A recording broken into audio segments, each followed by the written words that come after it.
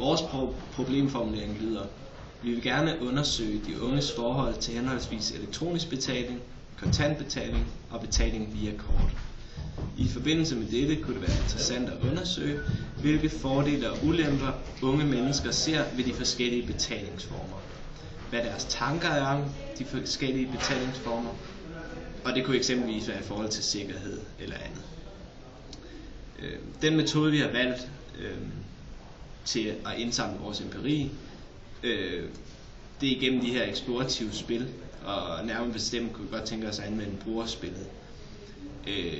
Styrkerne her er, at vi kan få forskellige personer til at debattere om det samme emne. Vi kan altså målrette de ting, vi gerne vil have, at de skal diskutere,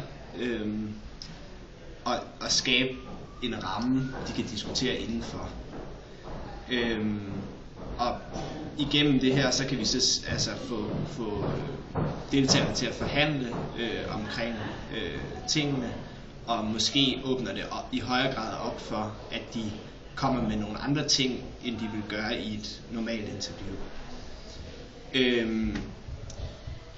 Og vi kan, altså ved at lade dem gå sammen om det her spil, så kan vi skabe en bred dataindsamling, som kan belyse forskellige personer.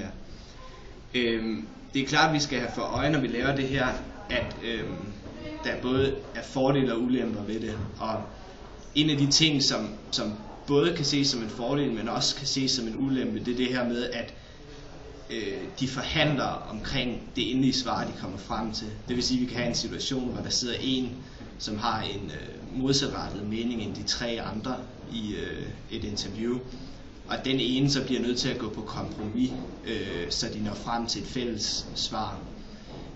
Og det vil man ikke på samme måde have fået igennem enkelte interviews, hvor man i højere grad vil få enkeltpersoners direkte mening til kende, og så kunne man derigennem sammenligne dem. Der er dog også nogle fordele ved det her, nemlig at man ser på den her forhandlingsproces, og at forhandlingsprocessen også bliver en vigtig del af det, så det ikke bare bliver det endelige svar, men den måde deltagerne forhandler omkring det her på.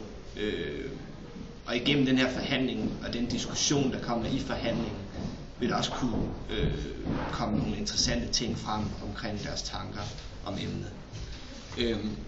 Vi har lavet et udkast på, hvordan vores spil skal se ud.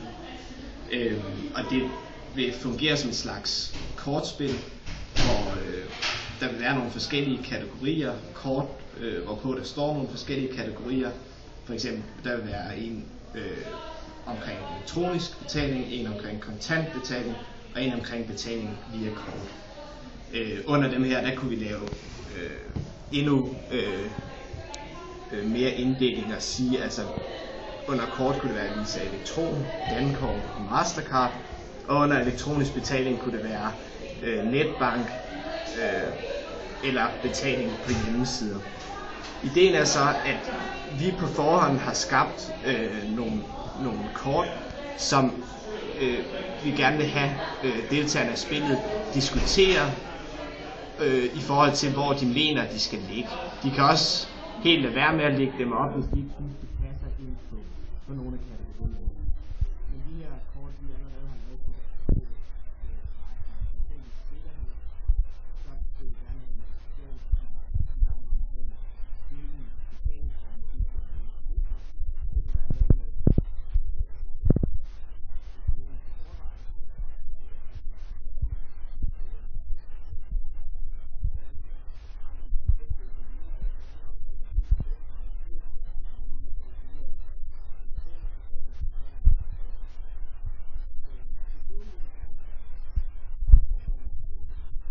sedler, hvor de blanke kort, hvor de selv kan skrive nogle ting på, som de kan lægge op under dem. Så de her fungerer altså som nogle overordnede ting, som deltagerne så kan plotte nogle ord på.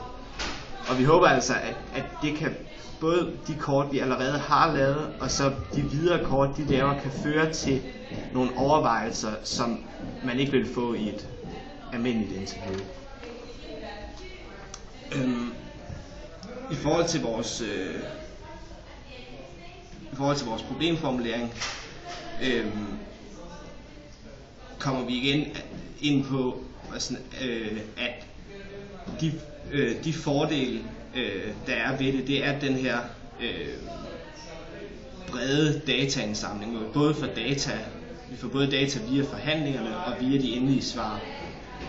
Og igennem alt det her data, der håber vi at kunne komme frem til nogle af de overvejelser, som unge mennesker går med i forhold til det her. Men det er klart, at for at vi skulle have et præcist svar på, hvad unges forhold er til de forskellige betalingsformer, vil det selvfølgelig også være nødvendigt at skulle lave for eksempel et spørgeskema-undersøgelse. Men nu har vi fokuseret på det her, og det er det, metodefaget ligger op til.